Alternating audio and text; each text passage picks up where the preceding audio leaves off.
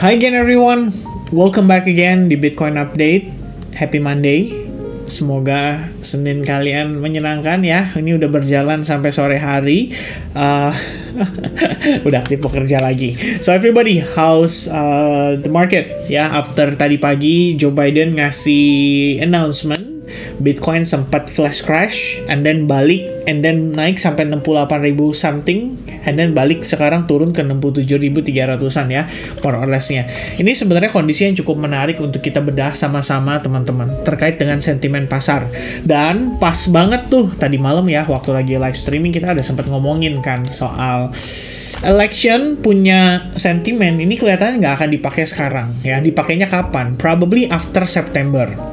Ya, kenapa demikian? Well, salah satu reasonnya adalah September itu diproyeksikan The Fed akan melakukan rate cut.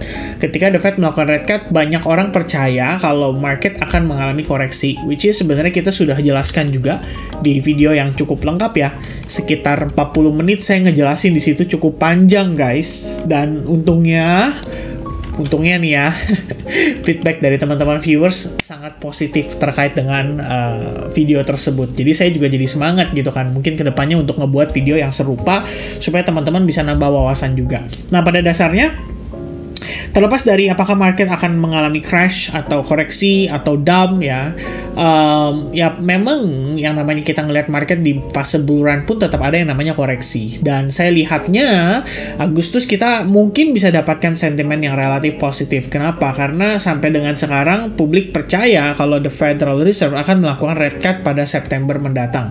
Dan pada saat September, ya biasalah ya, orang bilang istilahnya dengan sell the news event. Nah, habis sell the news event, mungkin September seperti biasa jadi September, baru kemudian Oktober jadi Oktobul ya. Kenapa bisa jadi Oktobul ya? Karena Novembernya US election. Jadi yang diangkat di situ pada saat Oktober mungkin berbicara soal para pelaku pasar yang lebih terstimulate ya dari sentimen-sentimen positif, adu argumen antar calon presiden ini. Nah, teman-teman sekalian, tadi pagi kita ngelihat ya ada flash crash terjadi, cepet banget prosesnya, gitu ya.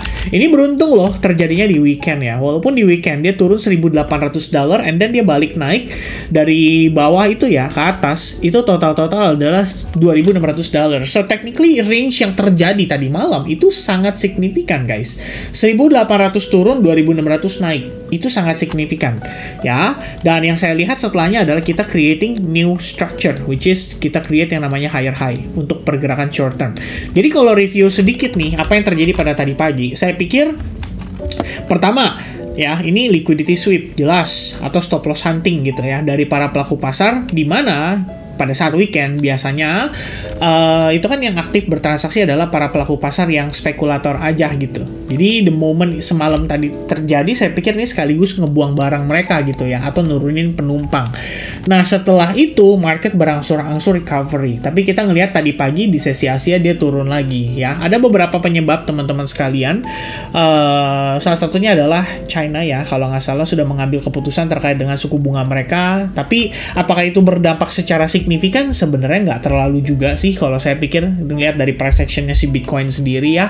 Namun demikian teman-teman, seperti yang saya sampaikan, ya at some point kita akan ngelihat Bitcoin bisa mengalami koreksi juga. Tinggal pertanyaannya adalah terjadinya kapan dan triggernya apa. Nah, sementara tadi malam Joe Biden itu ngasih trigger itu. Ya, ini sebenarnya lebih kayak sebuah pertanda aja gitu ya. Kita nggak ngomongin ini valid karena pada akhirnya dia nggak mampu create lower low juga. Jadi kalau teman-teman ingat pada saat live streaming saya ada bilang intinya adalah kita pertahankan struktur. Selama struktur masih bertahan, tidak ada close di bawahnya, ya berarti bull masih still in control gitu kan. Tapi tadi pagi ketika itu terjadi, itu sebenarnya ngasih kita clue bahwa ya ada kemungkinan lah atau ada resiko calon penggantinya Joe Biden ini bisa mengalahkan Donald Trump. Tinggal pertanyaannya adalah apakah calon penggantinya Joe Biden itu bisa pro terhadap kripto juga untuk memenangkan hati masyarakatnya. Ya, ini sebenarnya seru ya guys ya. Tapi di satu sisi jadi muncul ketidakpastian gitu loh. Ya, maksudnya gimana, Vin? Ingat kalau Donald Trump sama Joe Biden masih lanjut terus, saya rasa udah 70-80% pemenangnya Donald Trump. Ya. akan lebih sedikit orang yang pilih Joe Biden gitu. Tapi karena diganti, nah kita nggak tahu nih kira-kira reaksi pasar akan seperti apa. Dan untuk ketahui hal itu, nanti tergantung nih ntar malam ya, New York Open kira-kira gimana ya. Ini kan para whales-nya, institusinya mereka baru aktif pada saat New York Open. Jadi kalau sekarang kita sudah mengambil kesimpulan, saya rasa terlalu early. Which means after New York Open ya, nanti saya update lagi ya. Dan saya juga udah cek di live streaming sebelumnya ya. Ini by the way habis 1000 guys. Thank you banget loh ya buat support kalian di sini. Apalagi yang udah pada mampir langsung ya pada saat live streaming tadi malam. Saya senang banget ya, cukup rame teman-teman sekalian dan cukup asik lah obrolannya. Dan ada altcoins yang di request kan di komen di previous video itu. By the way sorry banget kalau banyak botnya ya, itu scammers, jadi harap hati-hati aja. Pada intinya di previous live streaming ada yang komen ya, nanti saya lihat 1-3 altcoins yang akan saya pilih untuk menjadi next video update, sekaligus nanti saya update seputar Bitcoin after New York session nanti malam gitu ya. Sementara yang saya pengen updatekan ke teman-teman adalah dari perspektif time frame lebih besar. Utamanya adalah kita lihat dari weekly dulu deh ya.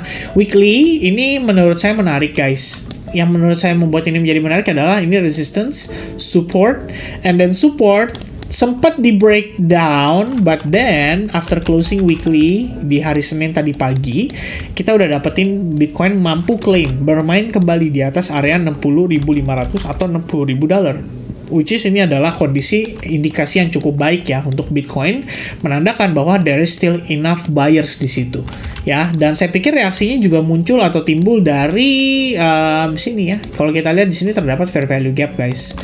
Nah pas banget ya nge-fill fair value gap itu naik, langsung reaksinya cukup positif gitu. Nah saat ini challenge-nya adalah di atas itu kita punya trend line. Gambarannya lebih kurang kayak gini ya. Jadi ini kita ngelihat kayak semacam resistance lines gitu. Kemudian di bawahnya itu sebenarnya ada exponential moving average 8 dan 21 yang tidak berpotongan, lalu dapat reaksi cukup positif di EMA 21-nya. Jadi dengan pantulan yang terjadi ini sebenarnya memberikan indikasi yang relatif positif ya buat pergerakannya si Bitcoin sendiri. Nah, yang juga nggak kalah pentingnya adalah dari perspektif daily, sebenarnya kita udah berhasil nih claim SNR ini gitu loh. Which is hari ini itu jadi proses retestnya nih ya. Tinggal pertanyaannya adalah mampu nggak nih kita closing hari ini tuh bertahan tetap di atas SNR itu. Dan bila mana demikian berhasil, maka kita bisa expecting Bitcoin soon breaking out dari trend line-nya. Dan yang kedua adalah berpotensi untuk langsung retest up to ke $71.500 ya, menjadi next stop-nya.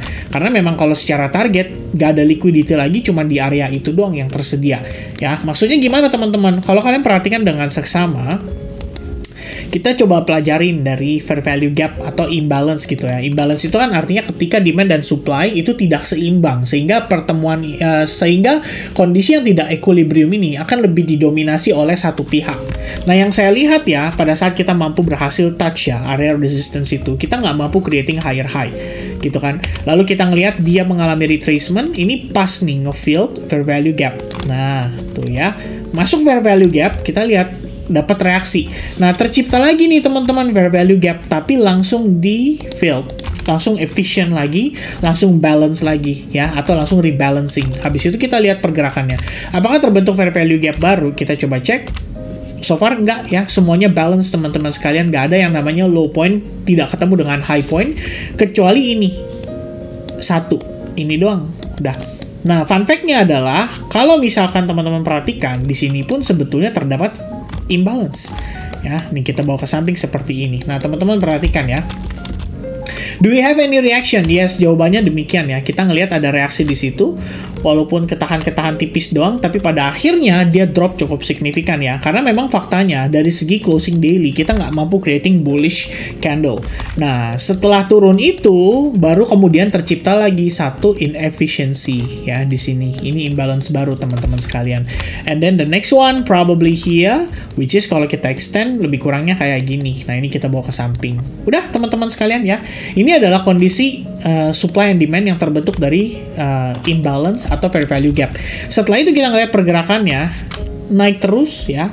Jadi kalau misalkan kita lihat dia udah flipping yang namanya imbalance itu, kemudian kita ngelihat dia juga tidak mampu memberikan tekanan jual, yang terjadi apa teman-teman? Malah ya posisinya di flip retest, and then baru mantul naik ke atas. Dan di saat yang sama, sebenarnya ini merupakan bagian dari retest juga nih terhadap previous SNR-nya gitu ya. Kita ngeliat dia previous SNR di retest di situ teman-teman sekalian. Nah, pada prosesnya saat ini kita udah flipping SNR ini. Tinggal pertanyaannya bisa bertahan nggak gitu loh ya. Kalau misalnya hari ini kita closing dalam keadaan bearish engulfing, nah ini bahaya. Berarti Bitcoin bisa dalam artian masuk ke dalam fase koreksinya dulu. Dan itu mungkin ya disambut dengan terbentuknya posisi seperti ini guys. Ini tuh sebenarnya membentuk semacam ascending broadening wedge pattern ya. Which means buat yang mengerti ini harusnya kalian paham kalau ini adalah potensi untuk terjadinya reversal terhadap suatu pergerakan. Jadi kalau kalian lihat harga dalam keadaan menguat, naik tinggi, lalu kalian lihat nih di atas terbentuk nih si ascending broadening wedge ini. Nah, ini very likely bisa menjadi indikasi adanya reversal. Dan itu terjadinya di time frame 1 jam. Ya, lebih kurangnya kayak gitu. Bisa nggak terinvalidasi? Bisa selama struktur diikutin dan selama harga tetap bertahan dengan struktur tren yang berjalan saat ini. Dan kalau saya gunakan Fibonacci retracement, bottom to the top, nah, kebetulan kita retest itu baru sampai 50% retracement, bahkan belum sampai ke golden ratio-nya gitu.